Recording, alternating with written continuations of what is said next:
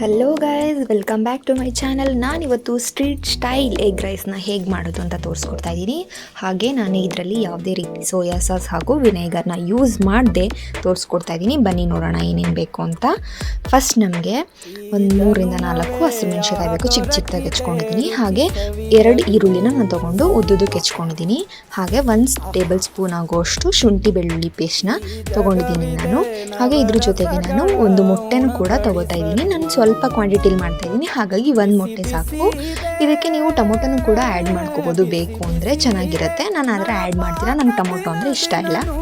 So ಇವಾಗ ನಾನು ಬಾಣಲಿನ ಇಟ್ಟಿದ್ದೀನಿ. ಇದಕ್ಕೆ ನಾನು 2 ಟೇಬಲ್ ಸ್ಪೂನಷ್ಟು ಎಣ್ಣೆನ ಹಾಕ್ತಾ ಇದ್ದೀನಿ. ಇವಾಗ ಎಣ್ಣೆ ಕಾದಿದೆ. ನಾನು ಇದಕ್ಕೆ ಆಗಲೇ ತೋರಿಸ್ದಂಗೆ ಹೆಚ್ಕೊಂಡಿರೋ ಮೆಣಸಿಕಾಯಿನ ಹಾಕಿ ಎಣ್ಣೆ ಒಳಗೆ ನೀಟಾಗಿ ಫ್ರೈ ಮಾಡ್ಕೋತೀನಿ. ಇವಾಗ ಇದನ್ನು ಬೆಂದಿದೆ. ಇವಾಗ ನಾನು ಇದಕ್ಕೆ ಈರುಳ್ಳಿನ ಆ್ಯಡ್ ಮಾಡ್ಕೊತೀನಿ. ನೀಟಾಗಿ ಫ್ರೈ ಮಾಡ್ಕೊತೀನಿ. ಈರುಳ್ಳಿನ ಆ್ಯಡ್ ಮಾಡಿಕೊಂಡು ನೀಟಾಗಿ ಎಣ್ಣೆಯಲ್ಲಿ ಫ್ರೈ ಮಾಡ್ಕೋಬೇಕು. ಬೇಕಿದ್ರೆ ನೀವು ಇದಕ್ಕೆ ಸಾಸಿವೆ ಮತ್ತು ಜೀರಿಗೆನೂ ಕೂಡ ಆ್ಯಡ್ ಮಾಡ್ಕೋಬೋದು, ಚೆನ್ನಾಗಿರುತ್ತೆ, ಫ್ಲೇವರ್ ಚೆನ್ನಾಗಿ ಬರುತ್ತೆ. ಆದರೆ ನಾನು ಆ್ಯಡ್ ಮಾಡ್ಕೋತಿಲ್ಲ ಇದಕ್ಕೆ. ಸೊ ನಾನಿವಾಗ ಇದಕ್ಕೆ ಶುಂಠಿ ಬೆಳ್ಳುಳ್ಳಿ ಪೇಸ್ಟ್ನ ಆ್ಯಡ್ ಮಾಡಿಕೊಂಡು ನೀಟಾಗಿ ಎಣ್ಣೆಯಲ್ಲಿ ಫ್ರೈ ಮಾಡ್ಕೋತೀನಿ.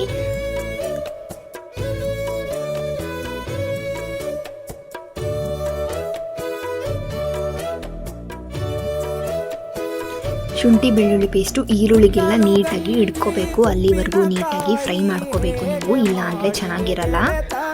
ನೆಕ್ಸ್ಟು ನಾನು ಇದಕ್ಕೆ ಮೊಟ್ಟೆನ ಒಡೆದು ಹಾಕೋತಾ ಇದ್ದೀನಿ. ನಾನು 1 ಮೊಟ್ಟೆ ಮಾತ್ರ ಹಾಕ್ಕೊಂಡಿದ್ದೀನಿ. ನಿಮಗೆ ಬೇಕು ಅಂದರೆ 2 ಮೊಟ್ಟೆನೂ ಕೂಡ ಹಾಕ್ಬೋದು. ಚೆನ್ನಾಗಿ ಮೊಟ್ಟೆ ಸಿಗಬೇಕು ತಿನ್ನುವಾಗ ಅಂದರೆ, ನನಗೇನು ಅಷ್ಟು ಬೇಕಾಗಿಲ್ಲ ಅಂದ್ಬಿಟ್ಟು ನಾನು ಸ್ವಲ್ಪನೇ ಅನ್ನ ಹಾಕೋತಾ ಇರೋದು. ಹಾಗಾಗಿ ನಾನು ಒಂದೇ 1 ಮೊಟ್ಟೆನ ಹಾಕ್ಕೊಂಡು ನೀಟಾಗಿ ಫ್ರೈ ಮಾಡ್ಕೋತೀನಿ. ಇದಕ್ಕೆ ನಾನು ಇವಾಗ ರುಚಿಗೆ ತಕ್ಕಷ್ಟು ಉಪ್ಪನ್ನ ಆ್ಯಡ್ ಮಾಡಿಕೊಂಡು ನೀಟಾಗಿ ಮಿಕ್ಸ್ ಮಾಡ್ಕೋತೀನಿ. ನೋಡಿ, ಸ್ವಲ್ಪನೇ ಎಣ್ಣೆ ಬಿಡ್ತಾ ಬರ್ತಾ ಇದೆ. ಈ ಥರ ನೀವು ಫ್ರೈ ಮಾಡ್ಕೋಬೇಕು, ಇಲ್ಲ ಅಂದರೆ ಹಸಿ ಆಗಿರುತ್ತೆ ಮೊಟ್ಟೆ, ಚೆನ್ನಾಗಿರಲ್ಲ ತಿನ್ನೋಕ್ಕೆ, ಒಂಥರ ಸ್ಮೆಲ್ ಬರುತ್ತೆ.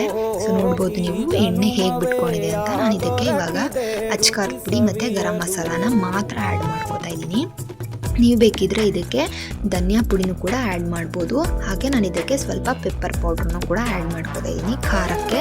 ಯಾಕಂದರೆ ಹಸಿರು ಮೆಣಸಿನಕಾಯಿ ಅಷ್ಟು ಖಾರ ಇಲ್ಲ, ಹಾಗಾಗಿ ಸ್ವಲ್ಪ ಖಾರಕ್ಕೆ ಅಂತ ಆ್ಯಡ್ ಮಾಡ್ಕೊಂಡಿದ್ದೀನಿ. ನೋಡಿ, ಇವಾಗ ನೀಟಾಗಿ ಮಿಕ್ಸ್ ಮಾಡ್ಕೊಂಡಿದ್ದೀನಿ. ಎಣ್ಣೆ ಎಲ್ಲ ಬಿಟ್ಕೊಂಡಿದೆ. ಲೋ ಫ್ಲೇಮಲ್ಲಿ ಇಟ್ಟು ಸ್ವಲ್ಪ ಹೊತ್ತು ಬೇಯಿಸ್ಕೊಳ್ಳಿ. ಸೊ ಇವಾಗ ಬೆಂದಿದೆ. ನಾನು ಇದಕ್ಕೆ ಸ್ವಲ್ಪ ರೈಸ್ನ ಆ್ಯಡ್ ಮಾಡ್ಕೊಂಡಿದ್ದೀನಿ. ನಾನು ಆಲ್ರೆಡಿ ಕುಕ್ ಮಾಡಿ ಇಟ್ಕೊಂಡಿದ್ದೀನಿ, ಸೊ ಅದನ್ನು ಆ್ಯಡ್ ಮಾಡ್ಕೊತಾ ಇದ್ದೀನಿ. ನೀವೇ ನೋಡ್ಬೋದು, ನಾನು ಇದಕ್ಕೆ ಯಾವುದೇ ರೀತಿ ಸೋಯಾ ಸಾಸ್ ಆಗಲಿ ವಿನೆಗರ್ ಆಗಲಿ ಆ್ಯಡ್ ಮಾಡ್ಕೊಂಡಿಲ್ಲ, ಹಾಗೆ ಚೆನ್ನಾಗಿ ಬಂದಿರುತ್ತೆ. ನೀವೇ ನೋಡ್ಬೋದು ಎಷ್ಟು ಚೆನ್ನಾಗಿ ಬಂದಿದೆ ಅಂತ.